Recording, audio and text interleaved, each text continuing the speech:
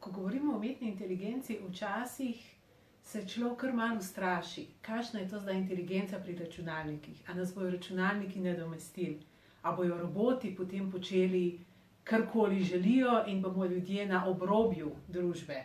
Ker v resnici seveda so najprej naši strahovi. In najbolj pogosti so zato, ker ne vemo, bojimo se neznanega. Se pravi, prvi korak, ki ga lahko človek naredi, je, da se informira.